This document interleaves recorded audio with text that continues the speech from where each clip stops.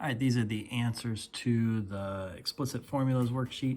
First 6 here, just want you to come up with the first 3 terms based on the formula you're given. So if you're given an explicit formula like this, then what you're gonna do is you're gonna put 1, 2, 3 in for n and see what you get. So when we put 1 in, 5 times 1 is 5, plus 3 would give us 8.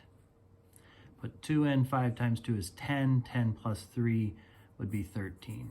Now you may see the pattern.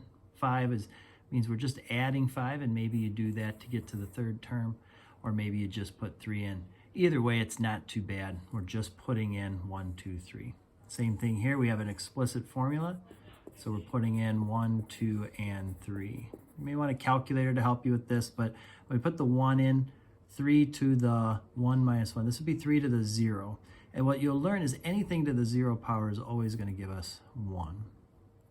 If I put 2 in there, 3 to the 2 minus 1 is 3 to the first power. That gives us 3. And if I put 3 in there, 3 to the second power, 3 times 3 is 9. Now again, you may recognize this.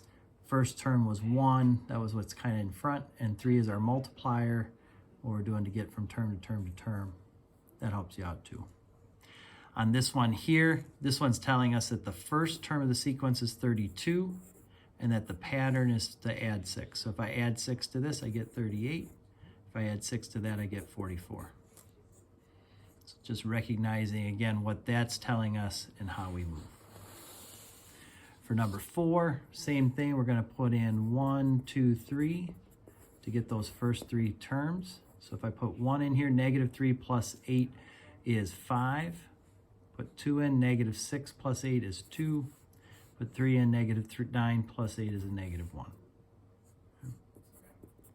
Over here, if I put 1, 2, 3 in, 5 to the 0 is 1, 5 to the first is 5, 5 to the second is 25. Okay. And then here again, we have that recursive. This tells us the first term is 60, and to get to each of the next terms, we subtract 15. So 60 minus 15 is 45. 45 minus 15 is 30. So we'll have stuff like that on our next quiz and whatnot. Hopefully that felt pretty simple. Here we're using this sequence, 8n minus 12. I want to find a sub 8. So that means I'm putting 8 in for n. I'm going to do 8 times 8 minus 12. That's 64 minus 12, which gives me 52. So that's my 8th term in the sequence. And then B wants to know, well, which term would be 68? So if you were to carry this out, which would be 68? Now you could keep going with this sequence until you got there, or we could, maybe even a little easier, is just set 68 equal to this. Add 12, add 12. I'm going to get 80 equals 8n, and then divide by 8. I end up with n equal to 10. And so that might be a quicker way to get to there. But that what this means is the 10th term of the sequence is 68. Right? Then we get writing these explicit formulas. And again, it depends on whether we're adding, subtracting, or multiplying or dividing. The good news is that we're going to have the correct framework for you, depending on which one. You just have to put in the right information. So for adding and subtracting, we always want to put the pattern in next to the n. And we want to put what we call the 0 term in right here. So as far as the pattern goes, this one we're adding 4, adding 4, adding 4. So we're going to put a positive 4 right there. Okay. And then as far as the 0 term is concerned, what we're saying is, what if we went backwards now? So 24, 20, 16, 12. If I went back 1, I would be at 8. That's my 0 term, and that's what's going to go in right there. Okay.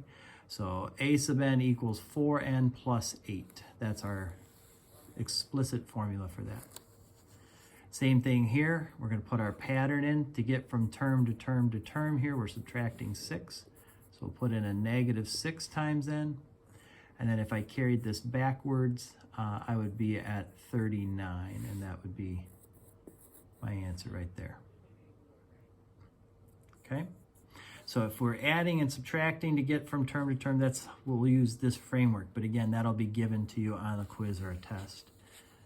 If we're multiplying or dividing, then we're using a different framework. We're going to have two spots to fill in. This spot is going to be the first term in our sequence, and this will be our pattern.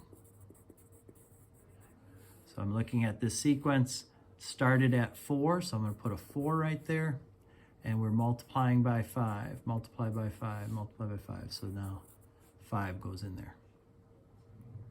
Just that simple.